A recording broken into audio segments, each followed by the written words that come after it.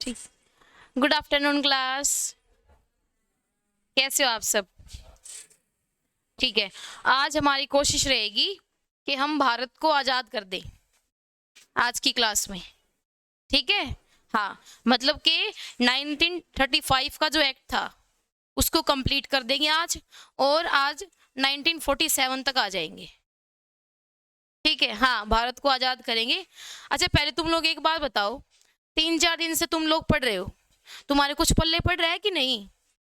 आ रहा है कुछ समझ में, या ऊपर से जा रहा है? हाँ, देखो, झूठी हाँ भरने की जरूरत नहीं है। अगर आपको नहीं समझ में आ रहा है तो ये मेरी रिस्पॉन्सिबिलिटी है कि मैं अपना मेथड चेंज करूं। ठीक है, हाँ। आज की क्लास में अपन क्या करेंगे, कल हमने कुछ एक पॉइंट डिस्कस किए थे सिर्फ, जो भारत शासन अधिनियम था 1935 का। आई थिंक 4 या 5 पॉइंट हो गए होंगे, है ना? आज क्या करेंगे, 1935 के एक्ट को पूरा कंप्लीट करेंगे। ठीक है, हाँ। सबसे पहले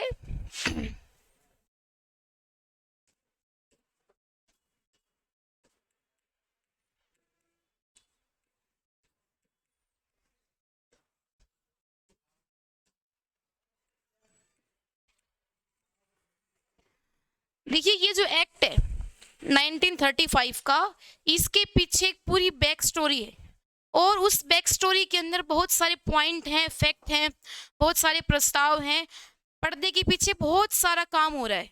तो उसको भी एक बार हम डिस्कस करेंगे, और इस बैक स्टोरी को हम शुरू करेंगे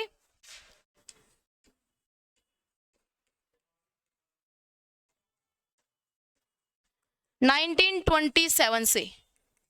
ठीक है, हाँ, आप लोग भी जो मैं पॉइंट बोलती हूँ उसको साथ साथ नोट कर लिया करो। इवन अगर मैं कभी लिख भी ना पाऊँ बोर्ड के ऊपर और बोल दूँ, तो भी आपकी ड्यूटी रहेगी कि आप उसको नोट कर लो। ठीक है, हाँ। तो यहाँ आया, क्या आया? Simon commission. अभी आप लोग मेरे को ये बताइए कि साइमन कमीशन के अंदर टोटल कितने मेंबर थे? 7 मेंबर थे। ठीक है, देखिए, साइमन कमीशन भारत में आया, मैंने आपको कल बताया था कि 1919 का जो गवर्नमेंट ऑफ इंडिया एक्ट है उसके तहत ये उसमें प्रावधान था, एक फीचर था कि 10 साल के बाद 19 का जो एक्ट है उसकी क्या प्रोग्रेस हुई उसको देखने के लिए हम एक आयोग की स्थापना करेंगे। तो 10 साल कब होते हैं? 29 में होते हैं, बट अपनी तय समय सीमा से 2 साल पहले ही, ठीक है, 27 में ही साइमन कमीशन भारत आ गया, और ये साइमन कमीशन वही जांच आयोग था। ठीक है, अब इसके अंदर टोटल 7 मेंबर थे, और 7 के 7 मेंबर कौन थे? अंग्रेज। अब एक बात बताओ, कोई कमीशन अपने यहाँ आ रहा है और भारत के अंदर उत्तरदायी शासन की स्थापना की जमीन देख रहा है, तो इसमें बुराई क्या है? क्या बुराई है इसकी? क्यों इसके नारे लगे, Simon commission go back, Simon commission go back? फिर क्या हो गया, भारतीय नहीं तो क्या जरूरी है भारतीयों का होना?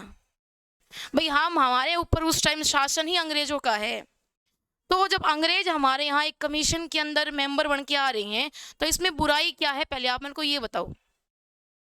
सोचा ही नहीं आप लोगों ने, बताओगे कैसे? नहीं, ये कारण भी नहीं है।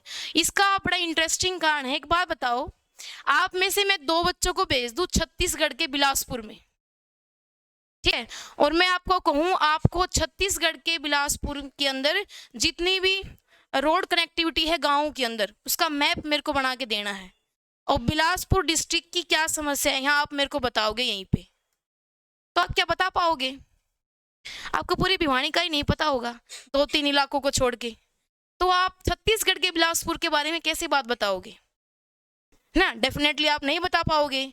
तो थोड़ी सोचने वाली बात है, जब भारत के लिए कोई आयोग आ रहा है भारत की समस्याओं पर समाधान करने के लिए, तो ब्रिटेन में बैठे एक अंग्रेज ऑफिसर को क्या पता कि भारत के लोगों को किन समस्याओं का सामना करना पड़ रहा है? वो तो ग्राउंड रियलिटी को कभी देख ही नहीं पाएगा, उसको जो दिखाया जाएगा वही वो देखेगा। Got it? हाँ, तो इसीलिए क्या हुआ, साइमन कमीशन का इतना ज्यादा विरोध हुआ कि उसके अंदर कोई भी भारतीय सदस्य नहीं था, ठीक है, समझ गई। हाँ, फिर आप सब जानते हो साइमन कमीशन वाला जो क्या है वो सिनेरियो चलता है। उसके बाद क्या होता है, हम चलते हैं आपका, एक सेकेंड, हम चलते हैं आपका सीधा 1930 के अंदर। अब यहाँ क्या हो रहा है, सॉरी मल्टीपल चीजें हो रही हैं। एक फिर हम चलते हैं 1928 में। 1928 में एक नेहरू रिपोर्ट आती है, सुना होगा आपने, नेहरू रिपोर्ट। अब आप मेरे को एक बात बताओ, ये नेहरू रिपोर्ट के अंदर कौन था? नेहरू तो था, कौन सा नेहरू था? मोतीलाल नेहरू थे या जवाहरलाल नेहरू थे? श्योर? हाँ, देखिए कांग्रेस की हिस्ट्री के अंदर ऐसा पहला वाक्य रहा है बड़ा इंटरेस्टिंग कि बाप के बाद सीधी जो अध्यक्ष की कमान थी वो बेटे ने संभाली, जानते हो आप? ठीक है, अब आपको ध्यान में आएगा वो रावी नदी का अधिवेशन लाहौर के किनारे, जिसमें 1930 के अंदर ये घोषणा की गई कि आज से हम क्या करेंगे, हर वर्ष 26 जनवरी को क्या मनाएंगे, भारत के स्वतंत्रता संग्राम के बारे में के दिन के रूप में, मतलब एक आज़ादी के दिन के रूप में हम इसको क्या करेंगे, सेलिब्रेट। ठीक है, क्या होता है 1928 में जब साइमन कमीशन का बहुत विरोध होता है और उसकी सारी मांगों को भारतीय मानने से मना कर देते हैं, तो क्या होता है फिर जो अंग्रेज अफसर थे, उनका मैं नाम भूल रही हूँ, माइंड से स्लिप हो रहा है, सुबह पढ़ा था, उन्होंने चैलेंज किया कांग्रेस को कि अगर आप के अंदर इतना ही आप अपने आप को काबिल समझते हो तो क्यों नहीं आप हमको एक ऐसे संविधान की रचना करके दे देते जिस पर भारत की सारी पार्टियां सहमत हो। ठीक है, तो एक किस्म से कांग्रेस को चैलेंज कर दिया। उस चैलेंज को फिर इंडियन नेशनल कांग्रेस ने एक्सेप्ट कर लिया। एक्सेप्ट करने के बाद क्या हुआ, कांग्रेस के अंदर ही सारे ग्रुप ने मिलके और जो क्या है बैठ के एक रिपोर्ट बनाई। ठीक है, उसी को हम बोलते हैं नेहरू रिपोर्ट 1928 की। ठीक है, और ये किसकी अध्यक्षता के अंदर बनी थी, मोतीलाल नेहरू। अब ये कौन है, आपको पता ही है, नेहरू जी के फादर हैं। ठीक है, हाँ, एक मोतीलाल नेहरू से जुड़ा हुआ एक फैक्ट मैं आपको और बता दूं लगे हाथ। अब तो देखो एक फैक्ट तो हमने पढ़ लिया कि 1928 की जो नेहरू रिपोर्ट थी उसके अंदर मोतीलाल नेहरू जी थे अध्यक्ष और उनकी अध्यक्षता में रिपोर्ट आई थी। ठीक है, एक आपने 1923 या 24, आई थिंक 23 है, 1923 के अंदर एक स्वराज पार्टी करके नाम सुना है? स्वराज पार्टी सुना है? इस स्वराज पार्टी की स्थापना हुई थी, उसके अंदर भी कोई नेहरू था। हाँ, वेरी गुड, चित्तरंजन दास, जो कि आपके ये जो नेताजी हैं सुभाष चंद्र बोस, इनके गुरु थे चित्तरंजन दास जी, और एक हमारे थे मोतीलाल नेहरू। ठीक है, तो सी आर दास और चित्तरंजन दास, नहीं सॉरी, सी आर दास और हमारे मोतीलाल नेहरू, इन पर्सन ने जब 1920 का गांधी जी का जो आंदोलन था, वेरी फर्स्ट नेशनल मूवमेंट, क्या नाम था उसका, असहयोग आंदोलन, 1920 में आया था ना, तिलक जी की डेथ पे ये स्टार्ट हुआ था फर्स्ट डे। तो जो आपका असहयोग आंदोलन सफल हो गया, आप सब जानते हो चोरा चोरी कांड के बारे में। ठीक है, हाँ, जो गोरखपुर के अंदर हुआ था। तो उसके बाद उन्होंने क्या किया, आंदोलन को स्थगित कर दिया। तो उससे खफा होके क्या किया, नेहरू जी ने और चित्तरंजन दास जी ने मिलके एक पार्टी की स्थापना की जिसका नाम था स्वराज पार्टी। ठीक है, तो मोतीलाल नेहरू से जुड़े हुए मैंने आपको 2 फैक्ट बता दिए हैं। ठीक है, हाँ, आप सब लोगों ने नोट कर लिए होंगे, ऐसी मैं उम्मीद करती हूँ।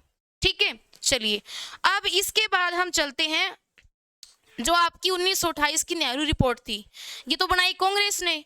अब एक बंदा और है साथ साथ जो पॉपुलर होने लग रहा है धीरे धीरे, उसका नाम है क्या, मोहम्मद अली जिन्ना। पता है, बड़ा इंटरेस्टिंग फैक्ट है कि यहाँ पे मोहम्मद अली जिन्ना भी अपने क्या लेके आए, 14 पॉइंट्स।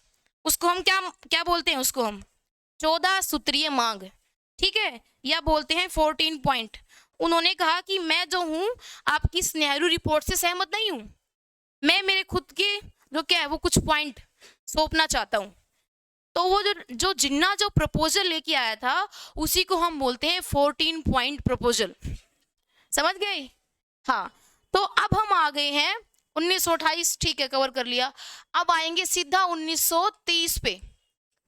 जब साइमन कमीशन की मांगे भी नहीं मानी गई यहाँ पे भारतीयों के द्वारा, साथ साथ नेहरू रिपोर्ट भी आके चली गई, जिन्ना ने अपने 14 पॉइंट भी दे दिए। क्या? हाँ जी, हाँ जी, 1928 में ही। तो अब क्या होता है, 1930 के अंदर गोलमेज सम्मेलन शुरू होते हैं, जिसको हम बोलते हैं राउंड टेबल कॉन्फ्रेंस। ठीक है, ये 3 होते हैं, 30, 31 और 32। समझ गए आप लोग? हाँ, और एक इंटरेस्टिंग फैक्ट ये है कि एकमात्र ऐसे भारतीय थे जिन्होंने तीनों गोलमेज सम्मेलनों के अंदर बराबर भागीदारी की। अब वो कौन है बताइए? हाँ, yes, very good, BR Ambedkar. ठीक है, और भी थे प्रतिनिधि, लेकिन तीनों को जिन्होंने अटेंड किया बड़े कॉन्फिडेंसली, किसके लिए? दलितों के अधिकारों को जो क्या है वो अंग्रेजों के सामने मांगों को रखने के लिए बाबा साहब ने तीनों के तीनों गोलमेज सम्मेलनों को अटेंड किया। देखो, पहला हुआ था 30 में, 30 वाले का तो कोई जो है वो हल उससे निकला नहीं, क्योंकि कांग्रेस ने उसका बहिष्कार कर दिया था। फिर उसके बाद 31 में होता है दूसरा, जिसको हम सेकंड राउंड टेबल कॉन्फ्रेंस बोलते हैं। गांधी जी उस दूसरे गोलमेज सम्मेलन के अंदर पार्टिसिपेट करते हैं। और आप सब जानते हो अपने यहाँ क्या चल रहा है, दांडी मार्च, नमक सत्याग्रह, नमक आंदोलन, जिसमें गांधी जी निकले हैं साबरमती आश्रम से, दांडी पहुंचे हैं, फिर वहां उन्होंने एक मुट्ठी नमक बनाया है।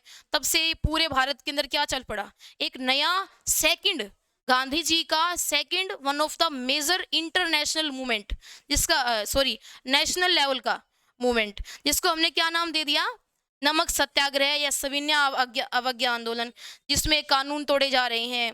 और इसका जो प्रभाव था वो ऑल ओवर इंडिया के ऊपर हमें देखने को मिला है। ठीक है, समझ गए? हाँ, तीनों गोलमेज सम्मेलन होते हैं। अब तीनों गोलमेज सम्मेलनों के होने के बाद फिर एक और इंडिया के अंदर हमारे यहाँ घरेलू राजनीति में उस टाइम एक बहुत बड़ी घटना घटती। ठीक है, वो है आपका, नेक्स्ट ले लो स्लाइड, इस पे ज्यादा मैस हो गया क्या?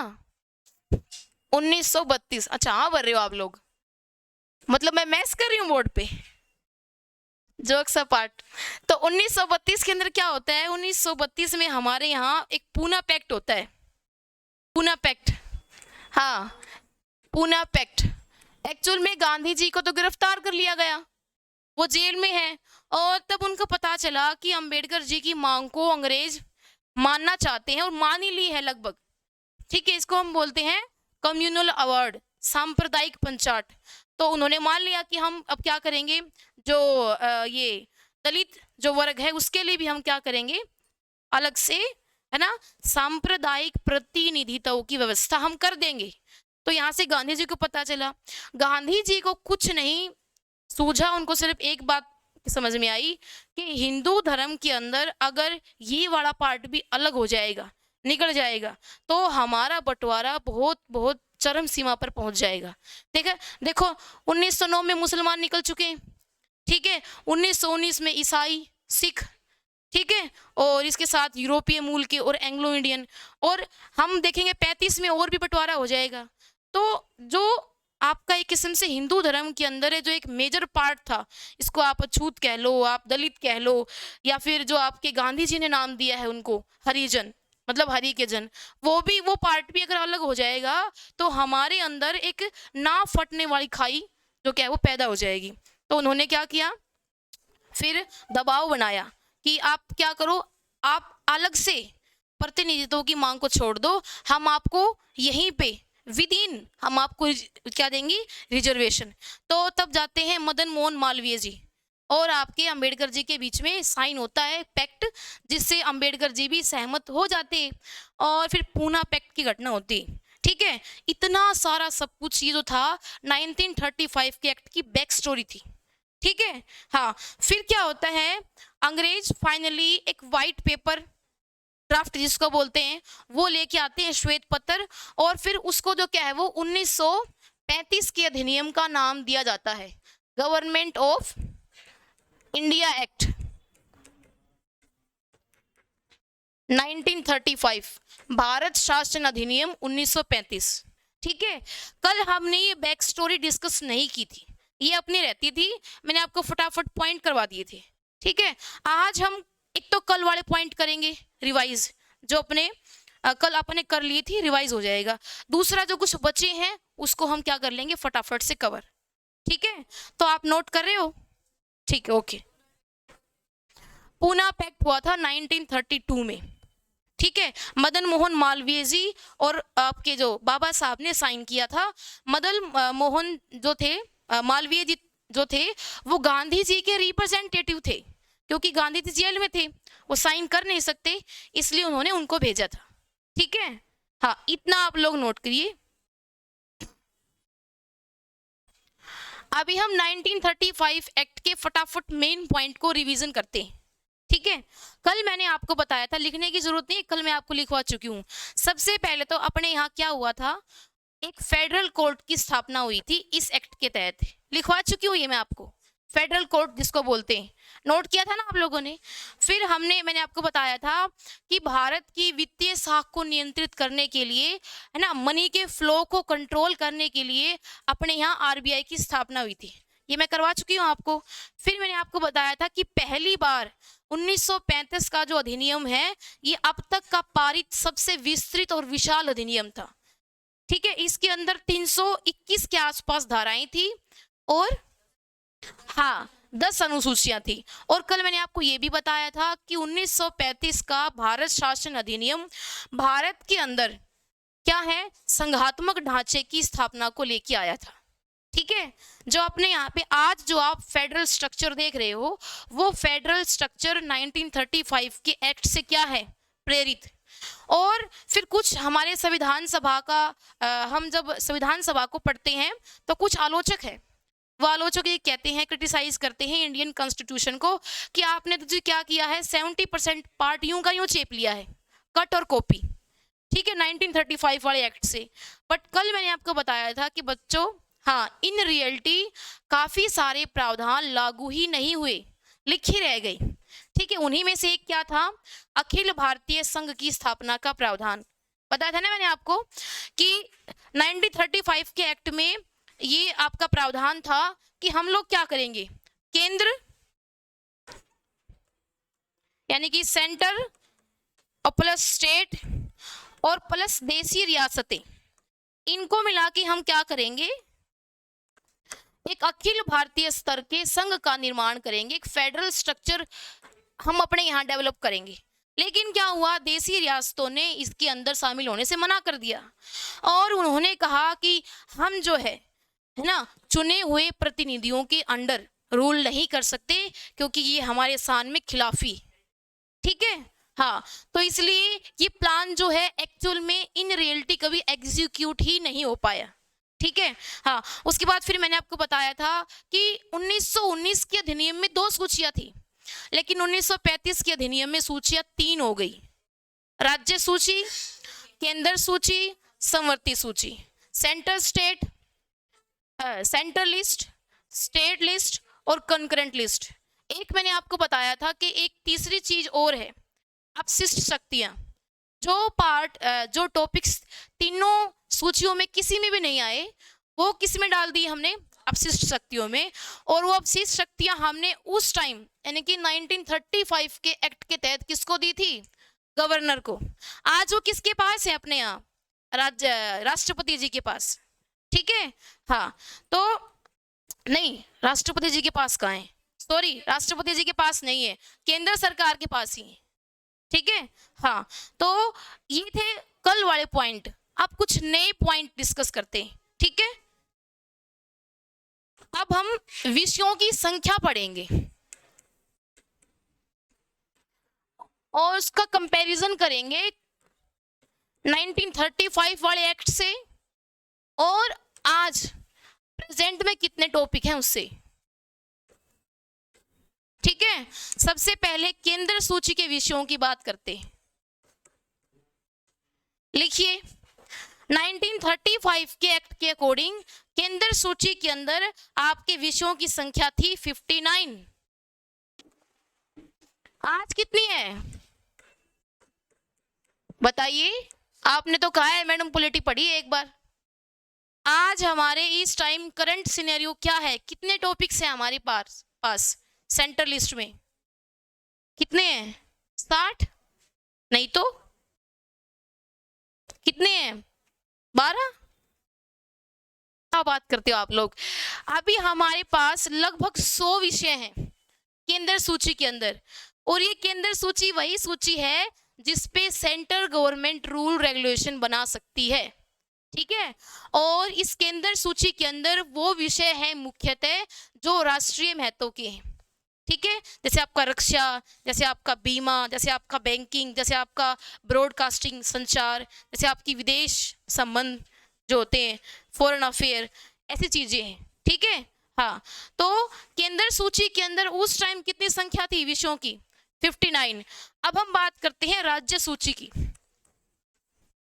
ये करंट का डेटा है, आप लोगों को पता ही नहीं। राज्य सूची में उस टाइम कितने विषय थे? 54। अब कितने हैं? अब कितने हैं पता नहीं, कोई नहीं, मैं किस लिए हूं। अब जो हमारे पास स्टेट लिस्ट है, राज्य सूची है, उसमें लगभग आपके 61 विषय हैं, लगभग 61 विषय हैं, और ये बदलते रहते हैं, ठीक है। कोई विषय ऐड हो गया या कोई विषय जुड़ गया। आई थिंक 61 है, आप लोगों को पता हो तो कंफर्म करके बता सकते हो। 61 है, ठीक है, ओके, तो कंफर्म है ये, ठीक है। अभी बात करते हैं समवर्ती सूची की।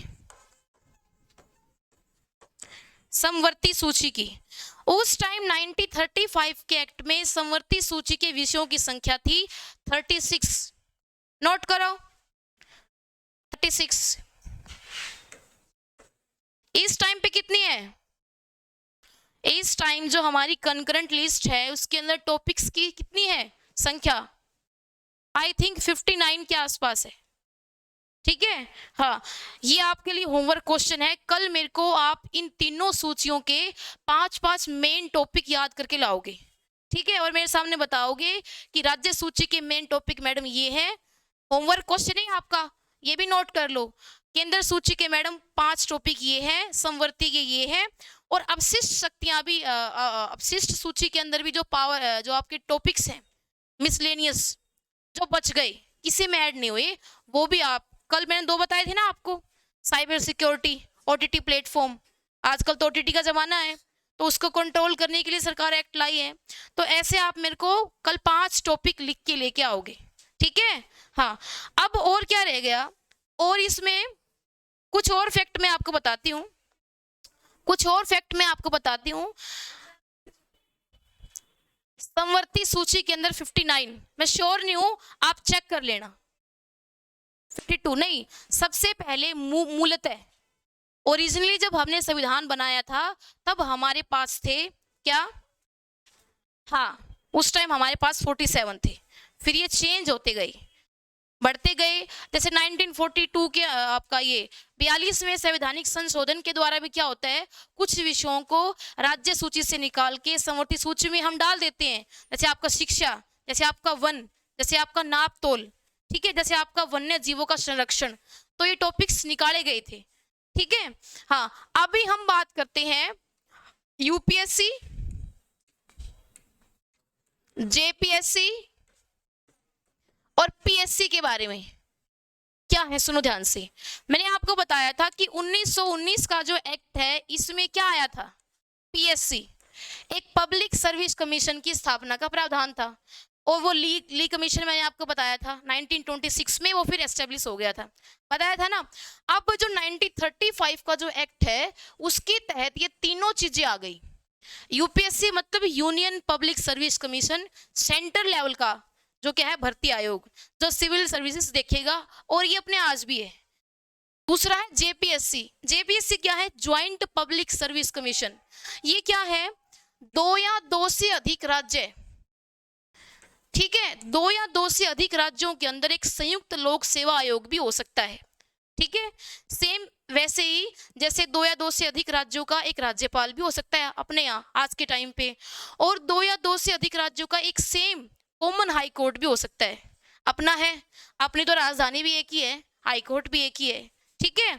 हाँ, तो ये जेपीएससी क्या था? ज्वाइंट पब्लिक सर्विस कमीशन, 2 या 2 से अधिक राज्यों का एक साझा लोक सेवा आयोग भी हो सकता है, ठीक है।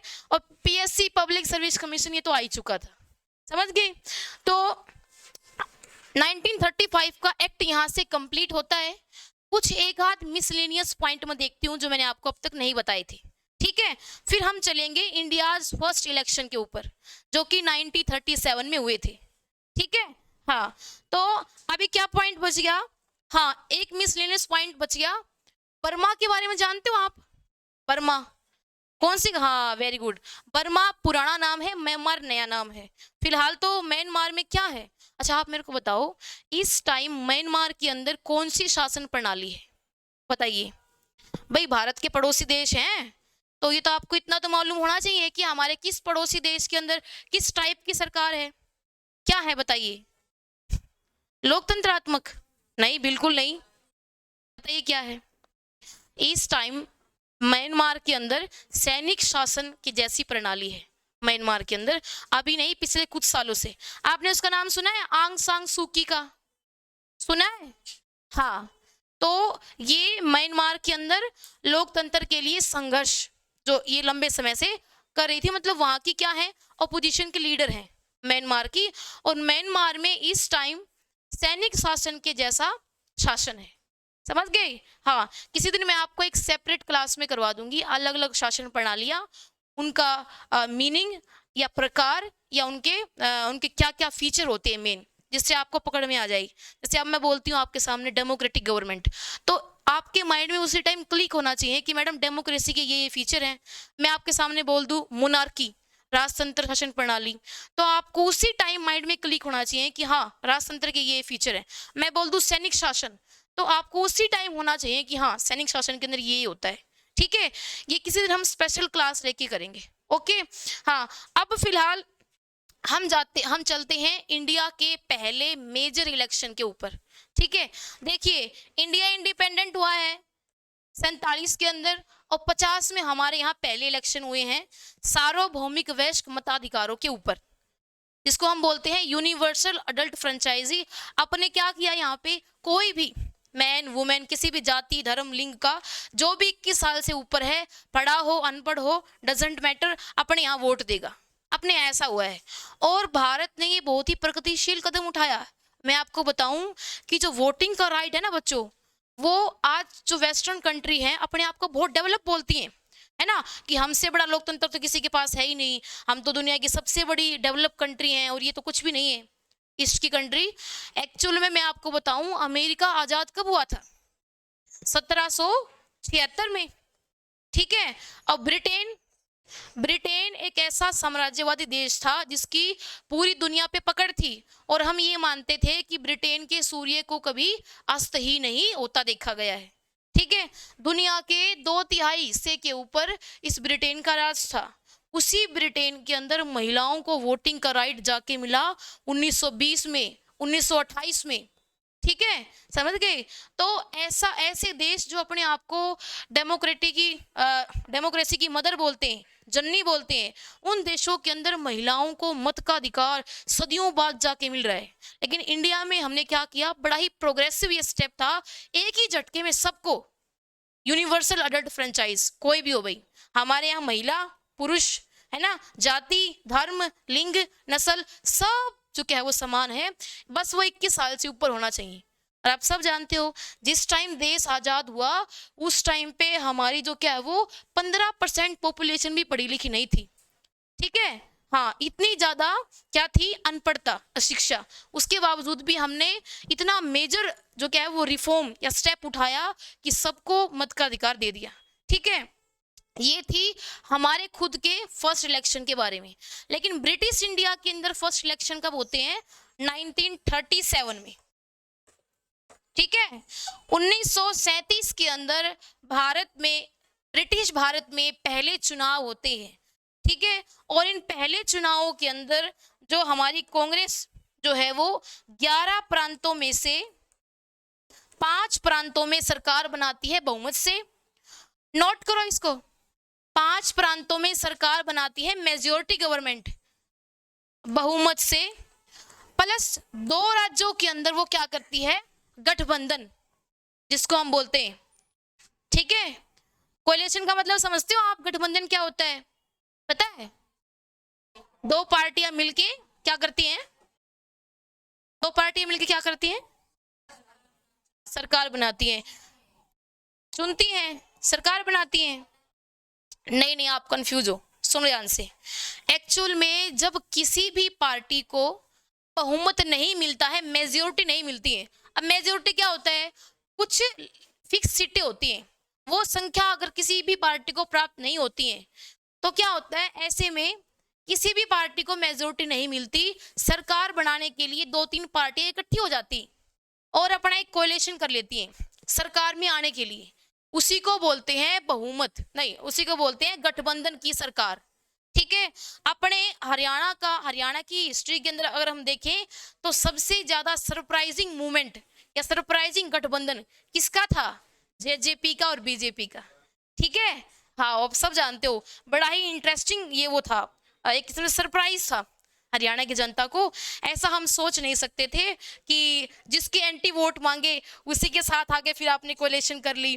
ठीक है, हाँ तो राजनीति के अंदर चलता रहता है कुछ भी। इतना सरप्राइजिंग सब्जेक्ट है ये हमारा कि किसी भी टाइम कुछ भी हो सकता है ना।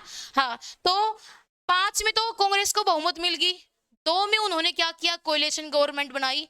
तो टोटल 7 राज्यों के अंदर 7 प्रांतों में कांग्रेस की सरकार थी। समझ गए आप लोग। हाँ, यहाँ पे अगर आप हरियाणा की हिस्ट्री देखो तो आपके सर दीन बंधु छोटू राम आते हैं, पढ़ा होगा आपने, पढ़ा है। उनकी एक पॉलिटिकल पार्टी थी, उसका नाम तो मेरे ध्यान नहीं है, वो भी इस चुनाव के अंदर क्या थे, इन्वॉल्व थे 1937 वाले में। उनकी पार्टी का नाम शायद यूनियनिस्ट पार्टी कुछ करके था। पढ़िए ना आपने हरियाणा जी के, बताओ फिर। नहीं कम्युनिस्ट तो नहीं था बिल्कुल, यूनियनिस्ट करके कुछ था। कोई नहीं, आप मेरे को बता देना, ठीक है, मेरे माइंड से भी स्लिप हो रहा है पूरा नाम। तो वो भी इस इलेक्शन के अंदर शामिल थे। और आप सब जानते हो हम पहले किसके पार्ट थे, पंजाब से पहले। नहीं यूपी नहीं, संयुक्त प्रांत, यूपी बाद में पड़ा है वो नाम। ठीक है, एक पूरा बहुत बड़ा प्रोविंस था अंग्रेजों का, उसको हम बोलते थे संयुक्त प्रांत। कितना अच्छा नाम है ना। ठीक है, तो उसके अंडर हम थे, बाद में फिर हम पंजाब के अंडर आए हैं, फिर हम अलग हुए हैं। ये तो पता होगा ना आपको, जनरल जीके की बातें हैं। तो टोटल 7 प्रांतों के अंदर कांग्रेस की सरकार बनती है और ये सरकार चलती है टोटल बच्चों 28 महीने। 28 महीने, 28 महीने कांग्रेस की सरकार चलती है, यानी कि आप मान के चलो 2 साल से, हाँ 1937 में सरकार बनती है और 39 के अंदर ये सरकार खत्म हो जाती। खत्म क्यों हुई, अभी आप सब जानते हो, सबसे बड़ी इंटरनेशनल जो घटना है वो थी आपकी सेकंड वर्ल्ड वार, द्वितीय विश्व युद्ध। जानते हो ना आप, दुनिया के अंदर 2 विश्व युद्ध हुए हैं, एक तो 14 से 18 और एक 39 से 45। Very good. ठीक है, तो 1939 में क्या किया अंग्रेजों ने, भारत से बिना पूछे ही डिक्लेयर कर दिया कि भारत जो क्या है ब्रिटेन की तरफ से युद्ध में शामिल हो गया। तो इस बात से हमने क्या किया, जो हमारे कांग्रेस के जितने भी मंत्रिमंडल थे उन्होंने सबने अपने अपने पदों से, विधानसभाओं से, सरकारों से इस्तीफा दे दिया। ठीक है, तो इसलिए ये सरकार सिर्फ क्या है आपका 28 महीने ही चल पाई। फिर हम देखते हैं अपने यहाँ आज़ादी के लिए संघर्ष बहुत तेज हो जाता है और बहुत सारे आंदोलन चलते हैं, अगस्त प्रस्ताव, फिर आप सब जानते हो क्रिप्स मिशन आता है, फिर आप क्रिप्स मिशन के बाद कैबिनेट मिशन आता है, फिर आपकी माउंटबेटन घोषणा होती है, माउंटबेटन घोषणा के बाद अपना विभाजन हो जाता है, विभाजन के बाद फाइनली है ना वो पल आ गया 1947 को, क्या होता है भारत की आज़ादी, है ना। हम फाइनली इतने लंबे संघर्ष के बाद क्या बनते हैं, एक आजाद देश। तो ये क्लास हमारी शुरू हुई थी प्लासी के युद्ध से, ठीक है 1757, और तब से लेके हमने आज 1947 तक की जितनी भी पॉलिटिकल साइंस के अंदर इंडियन कॉन्स्टिट्यूशन डेवलपमेंट के दौरान पूछी जाने वाली जो बड़ी बड़ी घटनाएं हैं और जो बुलेट पॉइंट है और जो फैक्चुअल डेटा है, सबको आज हमने क्लियर कर लिया है। ठीक है, तो इसी के साथ हमारा ये टॉपिक कंप्लीट होता है। नेक्स्ट क्लास में, कल की क्लास में हम अपना नया टॉपिक स्टार्ट करेंगे जिसका नाम होगा मेकिंग ऑफ इंडियन कॉन्स्टिट्यूशन।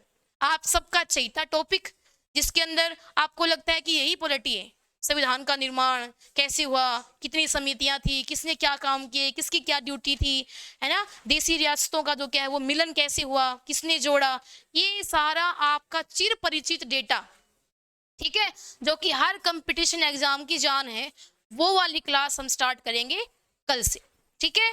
सो आज की क्लास के लिए इतना ही, बाय बाय, टेक केयर।